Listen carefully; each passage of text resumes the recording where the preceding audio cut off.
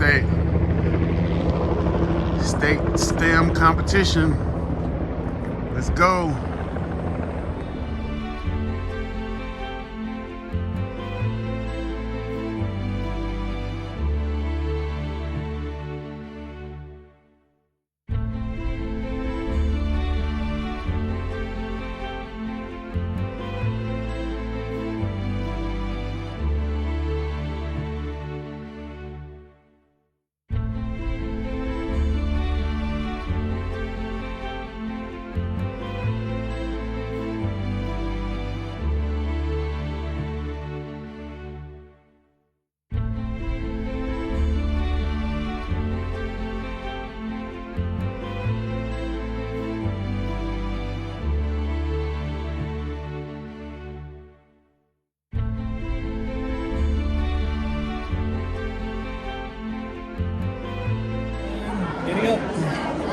Hey, are y'all the tour guides? Yes, we are. Okay, I'm a bit confused. What city am I in? We're in LA 2.0. This city lies in the basin of Southern California, next to the Pacific Ocean to its west, and the bordering San Gabriel Valley to its east, which is located in Los Angeles, California.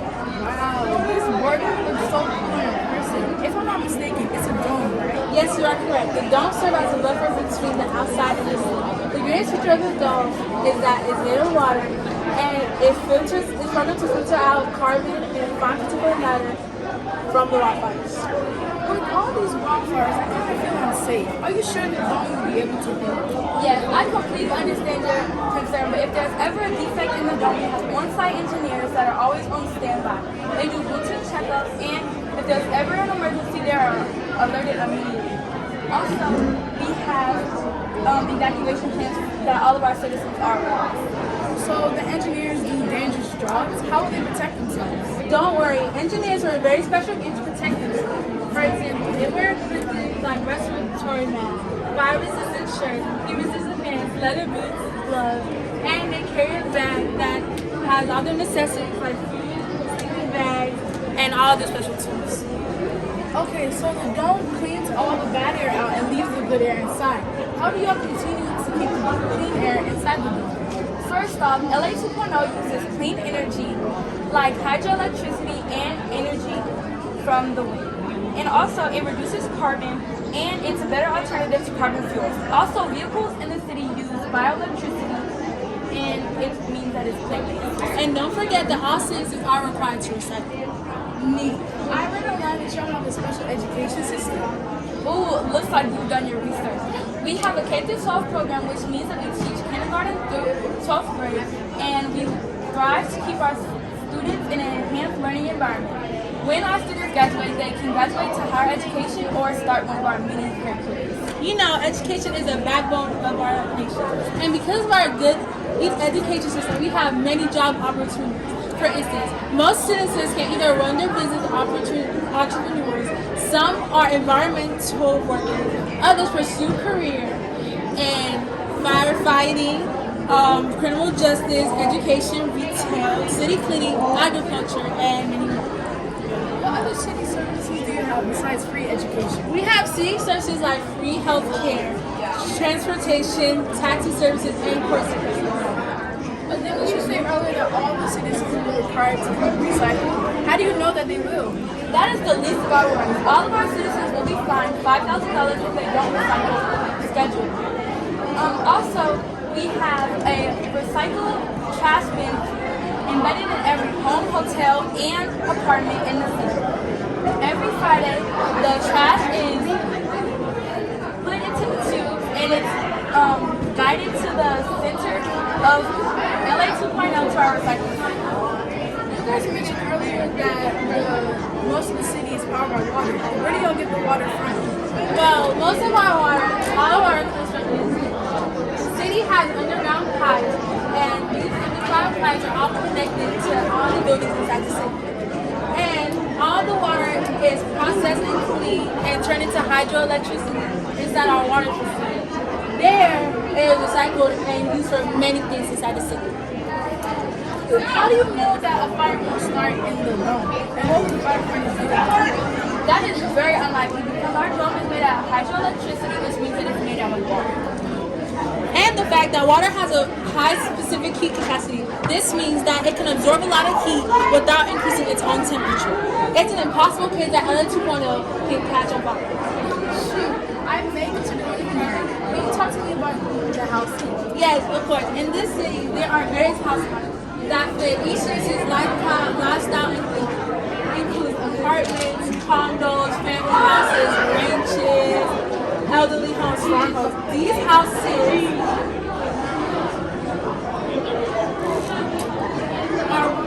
are powered by turbines and powered by wind systems eco-friendly. They are made from non-toxic materials and they're both energy efficient in both use and consumption. I've noticed that all these restaurants in Rodeo Drive. Where do you get your food supply from? Well, that is a great question. We get our food supply from our farmland over here. We have chickens that produce eggs and meat, and we have cows. And for those citizens who don't like meat, we have seafood that our fishermen go out specifically in special gear to go get. What if I wanted to go outside? What activities can I do? Our citizens have a variety of activities they can do. For example, in our shopping center, Rodeo Drive, it has many places like restaurants, clothing stores, fast food places, and more variety of activities. There's also a dog park where citizens can go outside and enjoy on a nice day. Wow, this city is really great. I will be sure to come back soon. Hi, I'm Gabriella. I'm Peyton. And I'm Karen. And we're at LA 2.0. Oh. And you're what? LA 2.0. LA 2.0. Yes. All right, well, cool. That was awesome, ladies. And so right off the bat, you have the fifth group you've seen. Probably did the best job of hitting like all the actual notes on the rubric. You know, most everybody kind of focused on just their technologies and that stuff, but you guys hit all the lifestyle and the emergency services and a lot of that stuff really nicely. So you paid attention to the rubric, which is kind of key to doing any project. You don't just focus on the thing you like the most, but you did all the things. And then the skit was very, it was fun, innovative. So all that came together very nicely. You did a great job. You obviously practiced, you obviously worked on it. So now just some little background kind of questions. So tell us a little bit about how you guys divvied up the work. What kind of like challenges or problems did you have? How did you solve them? How did you actually run this project? Well, our main problem with the project, I'd say, is probably the CD cases because like they were so sloppy, and it was kind of hard like keeping them like straight and stable. But we used these to make them like more stable. So you're able to kind of solve some problems on the fly that way. Did you guys do a lot of planning, or did you guys just kind of talk through things as you went? We did a lot. At first, we thought of making the dome circular, but we couldn't do that because the CD cases were obviously squares. Yeah. And So the materials you chose kind of dictated what you could do with it. yeah. So did you guys ever get into arguments over anything? Did you ever okay, so how'd you go about conflict resolution? How'd you come to agreements? We tried to keep the drama aside and just come in as a team. We had our days that we were all mad at each other. But you managed to kind of keep the anger down and talk through stuff. Yeah, that's good. So Steve, where are you going to go? Nowhere, but what is the, I guess the enclosure is part of the city? Yes, sir. Okay. And that's a pretty large enclosure, isn't it? So did you guys bother to look up like how big current Los Angeles is, and is your city a more compact version of it, or are you trying to enclose all of modern Los Angeles as it is now? It's kind of more compact than like the regular Los Angeles. I think Los Angeles has like a 300 million population. This city only has like 2 million population. The entire country has about 300 some odd million, so LA probably 30 million. If I had to guess. Yeah. So you guys are trying to envisioning a smaller city. Where'd the rest of those people go? Well, they go to different cities. So you just kicked them out. No, our idea is that there's like other places that are like this. Okay, so we're making these pod cities kind of all over the country. And plus of the wildfires that happen outside, people usually just evacuated somewhere else. This city has a capacity of about 5 million. And if there is, like, worst case scenario, there's nowhere else to go. We can keep them in, like, we have our underground system. We can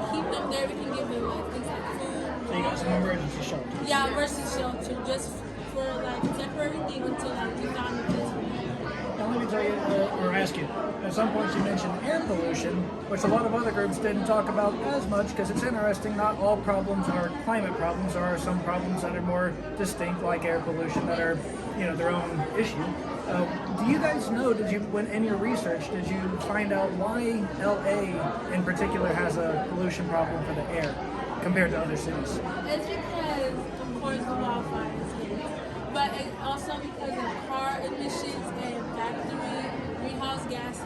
All this. So now LA has a lot of cars, Atlanta has a lot of cars, LA has worse air. Why? Let's say we have about the same number of cars. Because LA is a more bigger city, first off, and there's more influencers in LA than in Atlanta. Because we see LA as the dream place, Hollywood is there, there's a lot of movie productions. Tyler Perry has a studio here. No, but you're right. No, so the interesting thing about LA is it actually sits in a basin. Geologically, right? So it kind of sits in a big bowl, so the air tends to get kind of trapped in there temporarily, depending on how the weather systems are. So all those emissions from the cars kind of hang out lower towards where the people are, create smog. So that's why California was one of the first places to really hit environmental air regulations hard, because LA had a smog problem in their little bowl. Mexico City is similar. Atlanta, the wind can move through and blow some of that stuff away, so the pollution doesn't sit too long. So now, do you guys worry about that? If I put my city in a big enclosure, tell me again how we go about filtering our air and making sure it stays clean inside the enclosure. Well, we do have air filters here, and there's air filters all in the. And so what's the filtering mechanism? How's the filter work? Well, it cleans the dirty air that's going into, and it's also pushing good air out, because we also want to help improve the outside while we're cleaning the inside, because we want to improve our So are the plants doing this, or is it like a filter that's just capturing the particles? Or? The plants are kind of like it was kind of like a visual to show what our city is doing for the outside world. We wanted to show that, because of our city's efforts, there's plants going on outside and it's flourishing. So you're showing the improvements that you made. Because it is interesting, there are some plants that actually filter some pollutants out of the air through the natural course of things, like nitrates, like peace lilies. You keep a couple of those in your house, they'll filter the air a little bit. But I kind of see what you're doing by showing that you've improved nature and it's healing on the outside of the house. Absolutely. Now, I would have said the toughest thing is the enclosure. Yes. What is the engineering or whatever innovation involved in that enclosure? Because that's a big enclosure. So like if you were going to build it in real life, what are you making it out of? That is a future, in the future. And it needs to kind of be like a forest around the dome. So you're imagining more of like an energy field instead of like a physical structure? Yes. Okay. Well, that is not a physical structure. That's something else. So they're saying it's going to be like a sci-fi energy field.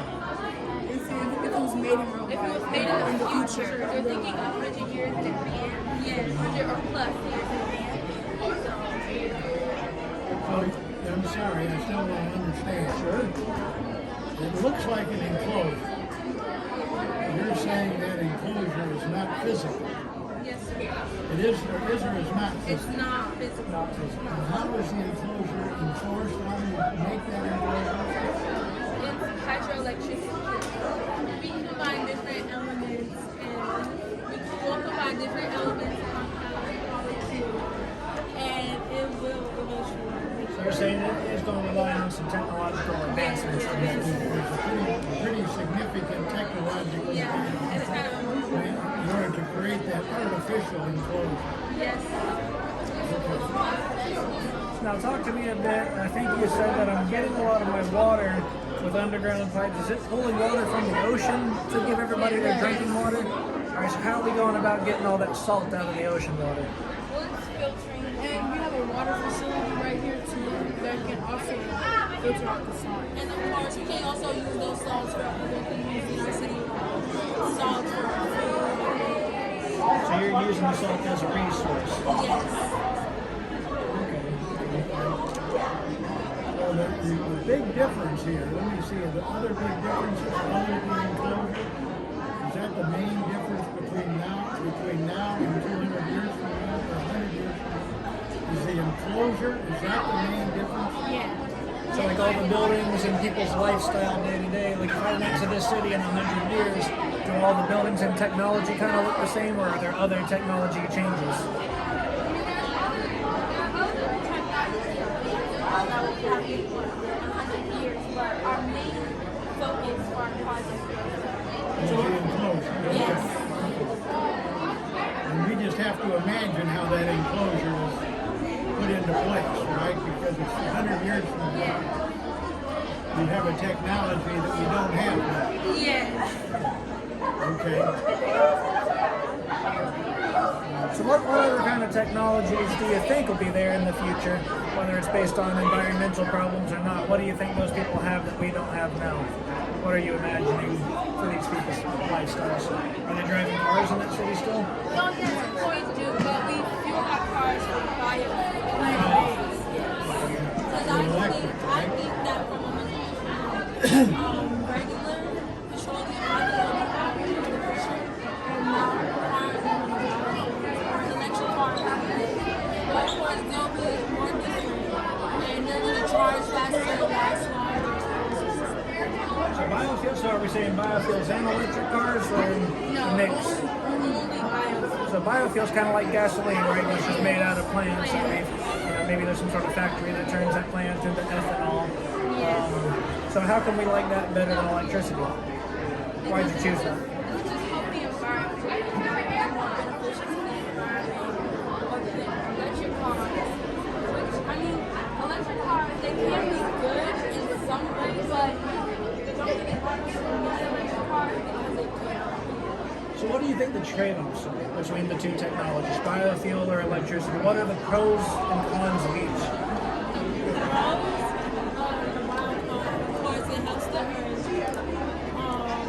It lasts longer than electric cars. Because electric cars, they take longer to charge too. And you have to install charging stations, and that could be a lot. And the battery usually runs out faster. That's a really good point, isn't it? So batteries are, Right now, current batteries, they take rare resources to build and they don't last forever. So batteries, I need something called rare earth metals to build them, and there's only so many places on the earth where I can get a lot of those. A lot of those are actually in China and other countries that we don't have here. So if I can grow my own fuel locally, maybe that is a great advantage. And also a biofuel engine, it runs pretty much like a normal combustion engine now, but just with a different fuel. So we kind of know how that works already. We've been doing it 100 years. So you're really taking some old technology and just kind of introducing it to the future instead of having to make this whole new thing. Yeah. And I do like your point too about having to build new infrastructure to make electric work. It's a lot of money, isn't it? To put charging stations all over the place and redo all the roads and all this crazy stuff. So maybe that is a good way to do it. where is Cooper Middle School? It's in Cobb County. See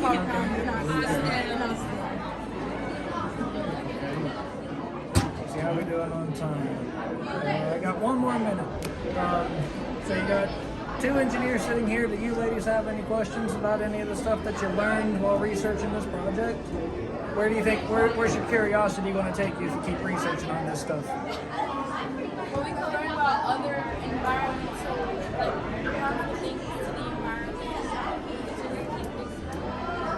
like other things that other engineers are working on to improve the environment. And we can also think about animals, the livestock waste, and how it can help us with How we can repurpose the manure.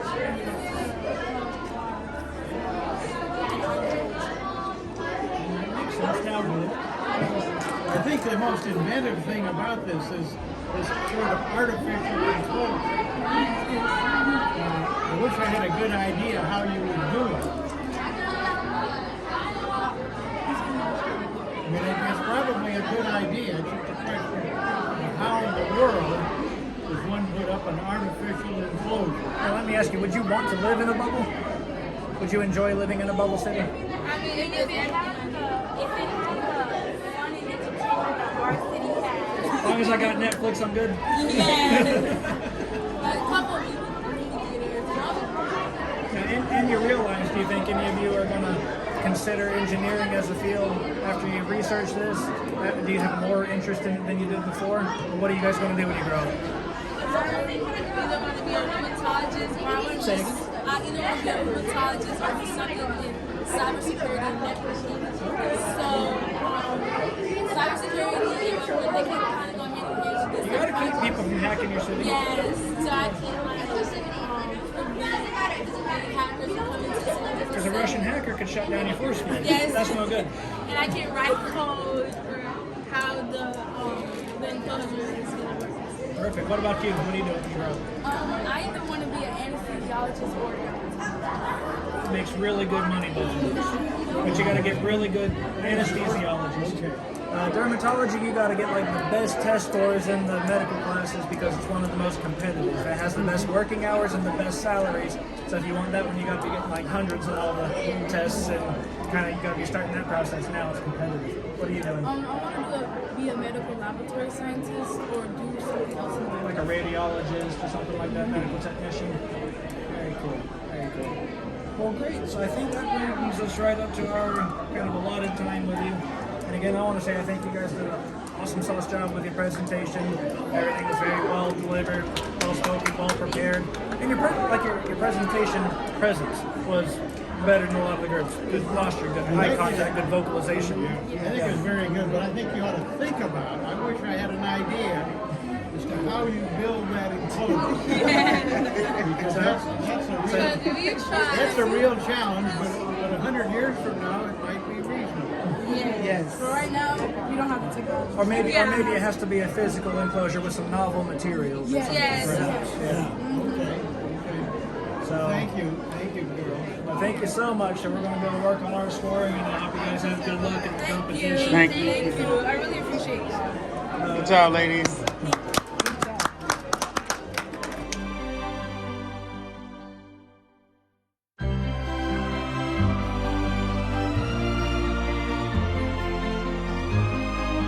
Preliminary rounds, hoping for a trip to Washington, D.C. to compete in the National Future City competition. The virtual city, the city essay, and the project plan were deliverables submitted before this competition today. Those scores represent about half of the team's final score and have already been evaluated and judged by our volunteer judges in our community. Let's take a moment to thank those individuals for sharing their expertise with our students today.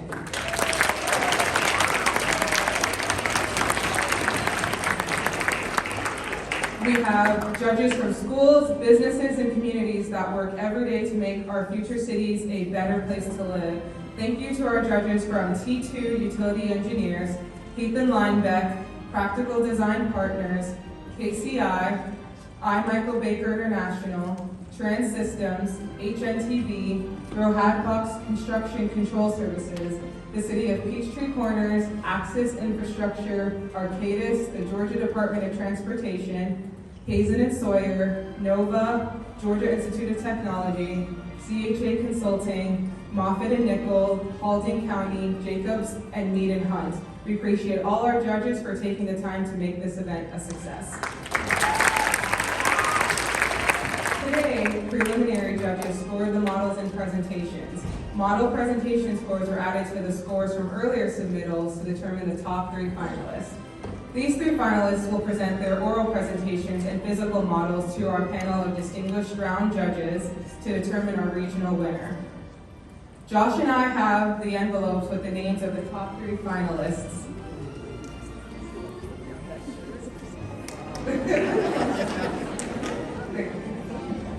Okay, is everybody ready?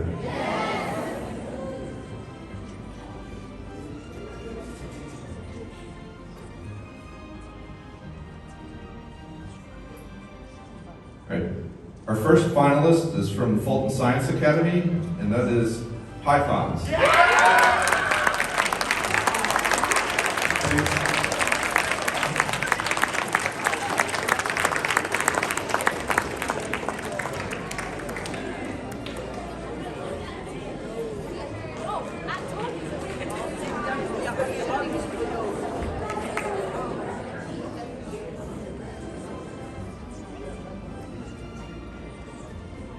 Great. There are 2 more teams, and the second finalist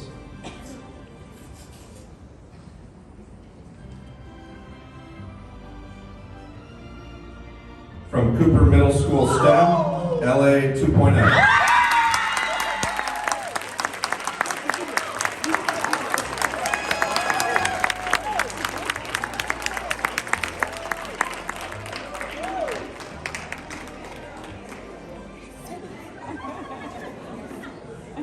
We're down to the last envelope. There's one more team that will be representing for the chance to take on the Georgia Regional Future City Competition winners and represent us at the national competition February 19th through 25th in Washington, D.C.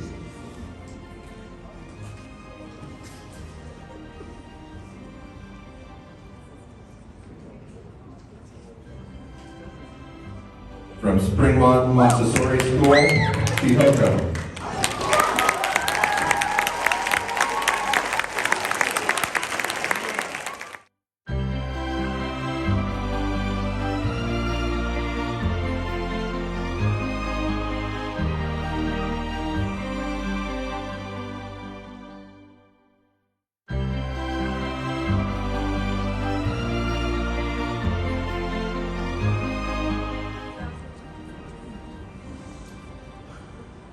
Ladies, if you could please use the microphone so everyone can hear you.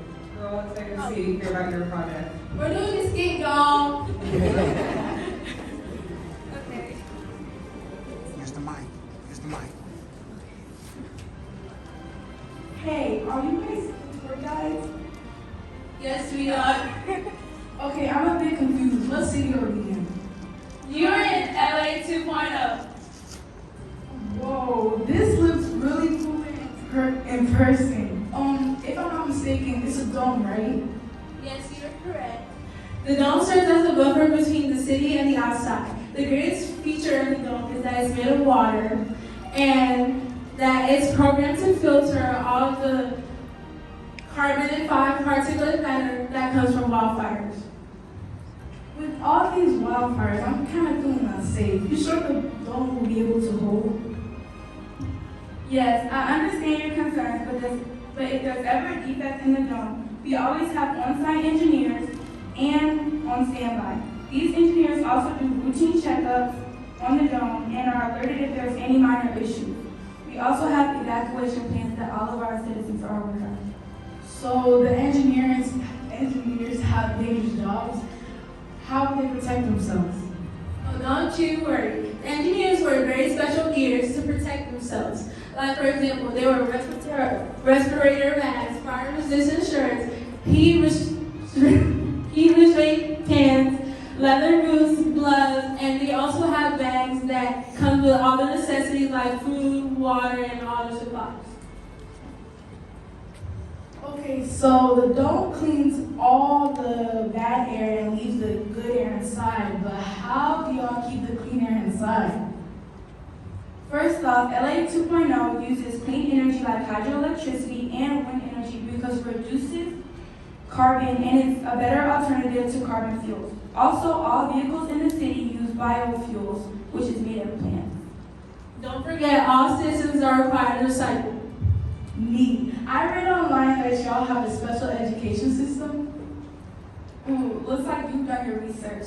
Well, we have a K-12 program, and we have a kindergarten, middle school, and high school.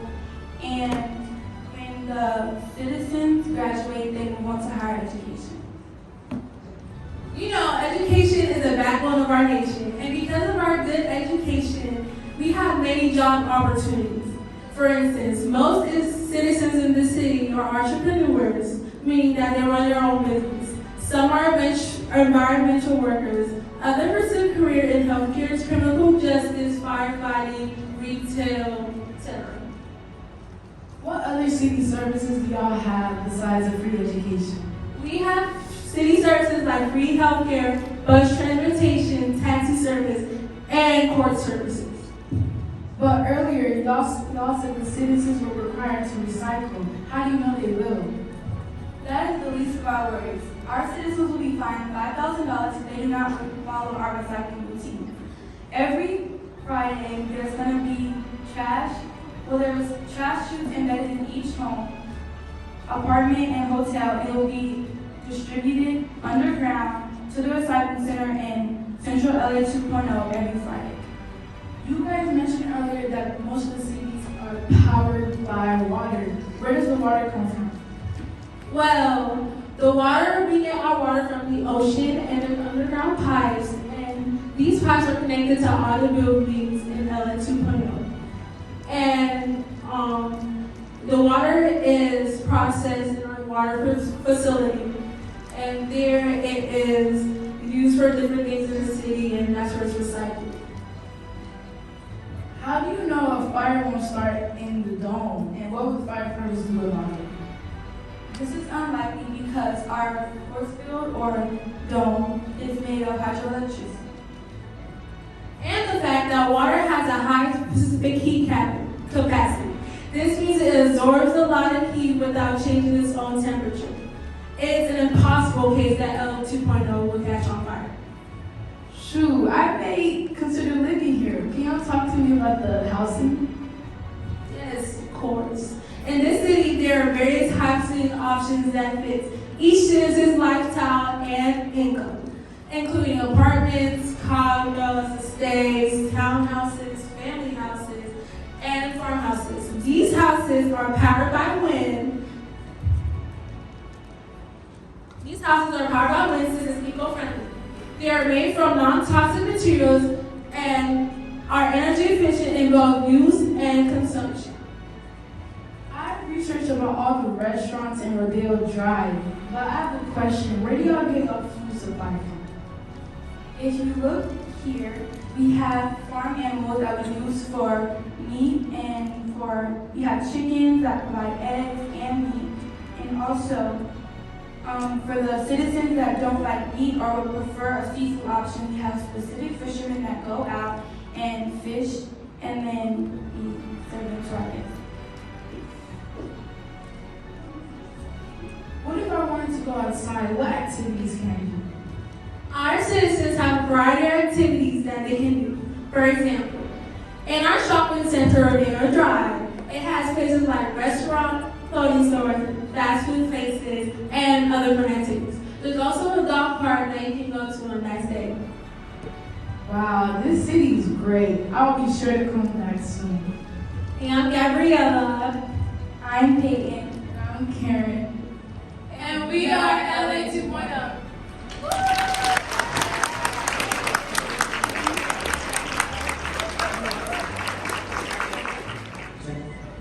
So I'll start off with a quick question here. So looking at it, there's a lot of engineering aspects that's built into the city.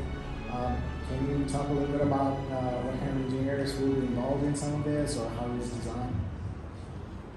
First off, we're going to have biotechnologists because they're the ones mostly in charge of building the dome, since we're working with a lot of unknown technology, since it's based really far into the future, 100+ years.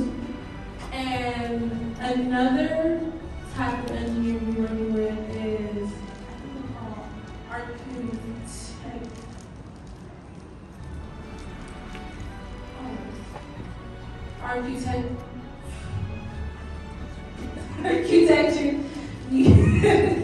engineers. Yeah, because they were. Also, we have a commercial zone, industrial zone, and residential zone.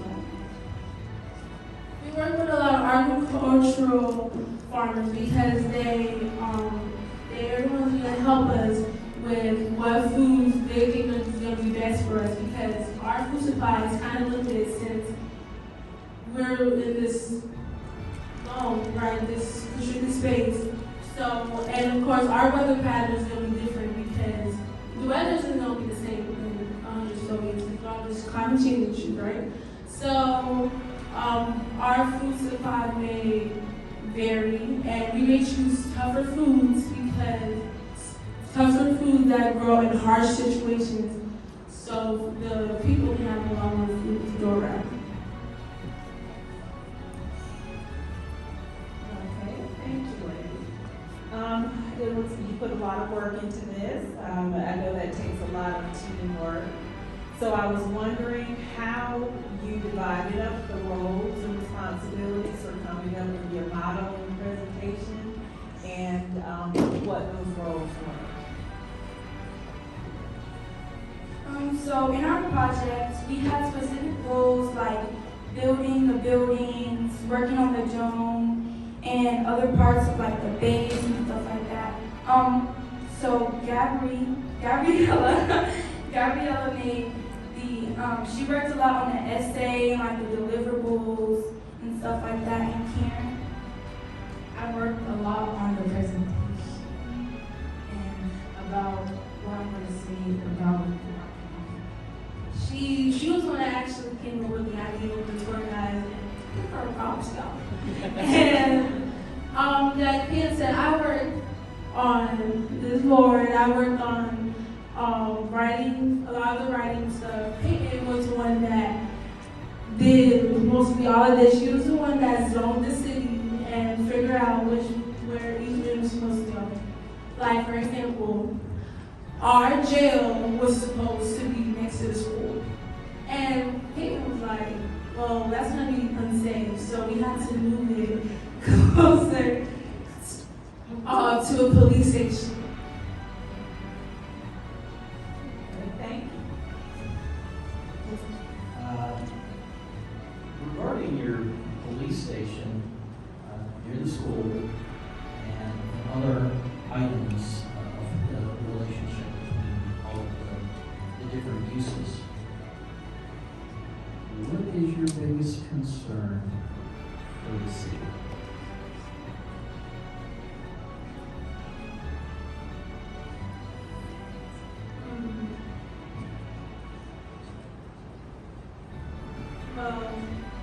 My biggest concern, our biggest concern, is I worry that the capacity of the city is going to be a time where it reaches the 5 million that we can take, and we fear that people may try to force themselves into the city, and we may not have enough of the resources to pass around to other people.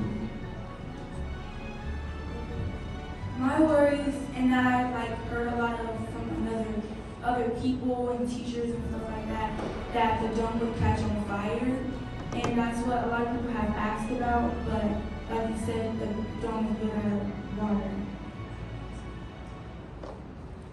My concern is about when people want to go out and if let's say they come back, let's say they leave and it's at this capacity, they would be able to come back in because it's people that came in and you already left, but there's so much people to come for them to come back in. How you doing on time? Well, I'll start off one more question. So, climate change is the subject of the day. So, what is the most futuristic part of your city to combat climate change?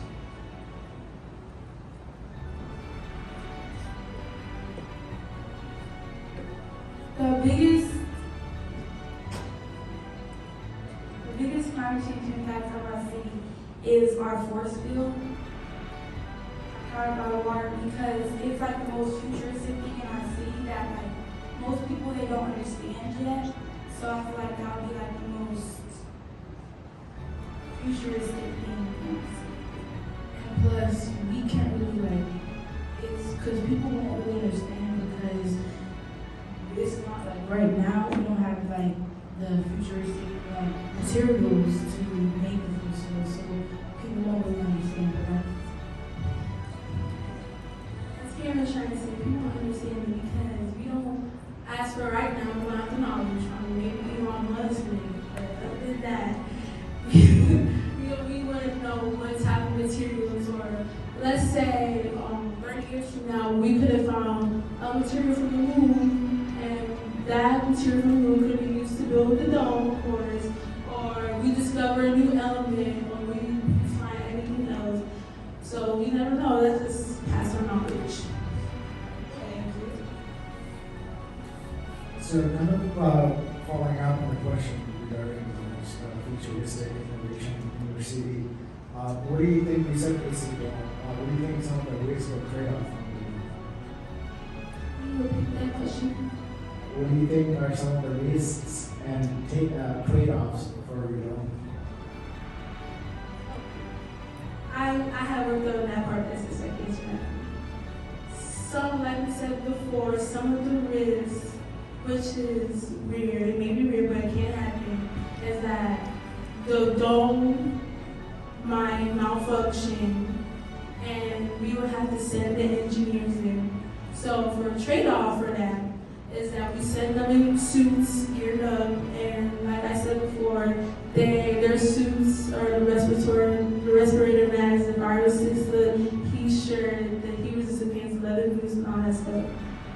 And another risk is that there may be leaks in the dome, and it may cause diseases and like long-term heart problems and long-term issues or issues that you don't in your respiratory system. Yeah.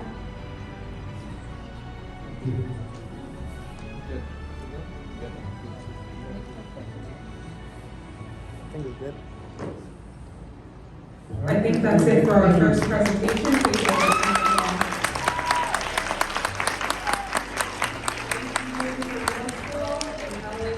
a most innovative building design, and this winner for that is Westminster School of Recycled Materials and Model Construction, and the winner is Cooper Middle School.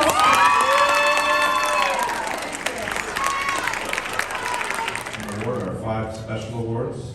Would our special award sponsors please stand and be recognized as I announce your organization? I know, unfortunately, some of these judges may not be here. They've had to leave earlier, but if you are here, I want you to be recognized. So our special award sponsors for the 2023 Georgia Regional Future City Competition are National Council of Examiners for Engineering and Surveying, NCEES, the Educational Foundation of the Project Management Institute, PMIDF, the Institute of Electrical and Electronics Engineers, IEEE, Atlanta, and the Women's Transportation Seminar, WTS, Atlanta. Let's give a round of applause to each of our special award sponsors.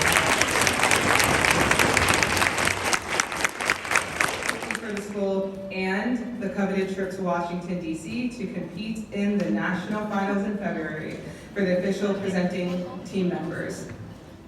So, without further ado, in third place for the Georgia Region Future Cities competition, sponsored by S.T.E.M, is Cooper Middle School.